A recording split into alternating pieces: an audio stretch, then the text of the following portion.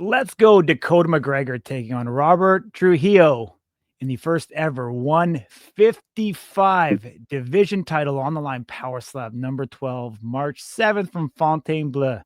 I know you've been waiting now the better part of half a year for this to come to fruition. The moment and time is coming. How excited are you? And are you ready for this moment and opportunity? Man, it's so surreal. Like initially going into the season, you want to come out on top. You don't know what's going to happen, but I'm just beyond proud of myself that I put myself in this position to be the first person to fight for this title. Yeah, I'm so ready. I'm so ready.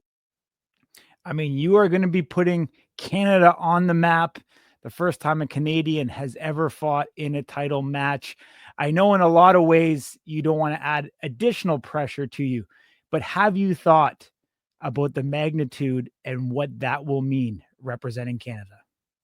I mean, it's not going to sink in until it really happens. Like, believe me, I plan on taking this belt back to Canada and being that the first, lightweight champion for Canada. But I don't think it'll really sink in until after it happens. And believe me, it's going to happen. I mean, psychological wise, Robert Trujillo, coach, obviously on Road to the Title season 3, which you were a part of, a guy that you probably seen as a mentor, at one point. Now you're going up against him. Do you feel it's kind of like a David versus Goliath, or have you been able to flip that switch in your mode from him being someone you looked up to now being someone of an equal that you're going head to head against? Again, it's surreal because like I remember watching the first season and seeing him, and then again the second season. I mean, he wasn't on there, but and then just seeing him coaching and stuff. And I'll go into detail a little bit. When I fought Ivan, I'll never forget. Like I'm looking at Ivan about to like receive or whatever. Anyways, I take my focus off Ivan and I see Robert standing like down off the stage or whatever. And I initially thought like, okay, that's the goal. So I quickly refocused back on Ivan, but like, no, he's been a big motivator for me, if anything. Mhm. Um, obviously you talk about Road to the Title season 3 being there. Things didn't go, I think, the way anybody wanted to. I don't think the organization, the fighters, I mean, it's kind of been, a mess for a better term. Do you feel that this is the best outcome to kind of rush? I don't say it's rush, but be able to make this be the title match and fill in because we haven't seen a match at 155 since the finale. Like, do you think this is what makes the most sense? At this point, it definitely does. I mean, it's so unfortunate that October fell through, December fell through, so it has to happen at this point. And they knew who to call, they knew the man to call. So I'm stepping up and I'm ready for this. Yeah. I mean, we're gonna see you power slap 10. Obviously, you're in Las Vegas, you got sick, things didn't, happen the way it was supposed to. You healed, recovered, everything from that, you back to regular training? Yeah, yep. Awesome. Robert Trujillo, we haven't seen him in a little bit. You worried about any ring rust from him? Hey, I mean, it's a possibility. He's been out for what 2 years, and like I fought more than he has in the last couple of years, and it's one thing to train MMA and all that stuff, but like you can't really train standing there and getting slapped in the face as hard as you can. So you know, I think it'll benefit me. Yeah, I mean, the rule set has changed as well since the last time we've seen Robert.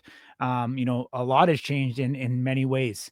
Obviously, I'm sure you've been able to dissect the matches that he's had in the past. Tell me what you see in his game and what you think he's going to bring as a competitor to this title match. I mean, he's really accurate. We'll say that. Brings good technique. He doesn't lift his feet. I don't expect him to foul on me at all. So and I don't expect to foul on him. So he's a clean fighter. I respect that. It's going to be a war. I can't wait. Mhm. You say it's going to be a war. How do you think it's going to go? Is it going to be done early? We're going to see this go deep in the championship rounds. And one of you going to take each other out, or do you think it's going to go to a decision? I mean, I'm not trying to come off too cocky, but I'm not going to let him make it out of the third round. Awesome, man. Love the confidence. If Robert Trujillo is watching this interview, what do you want to say to him? Nothing but respect. I'm not going to lie. You've kind of helped build what everything I want in this division. So I'm coming for that title and I'm taking it home. I'm sorry, buddy. Absolutely. I know you're fighting for more than just yourself. Talk to me about everything, the support system, everything you have that is really behind you, preparing you to get to this chance, this opportunity, March 7th. Honestly, I can't thank my employer enough. They they help provide me with work, income, the ability to be able to do this without losing my job and stuff like that. Like they've been the biggest supporters of me, and I can't thank them enough. And honestly, my kids, they motivate me more than anything, and I'm just beyond grateful. Really, thank you, everyone. So one last one for me. Where can people follow you on social media leading into this match?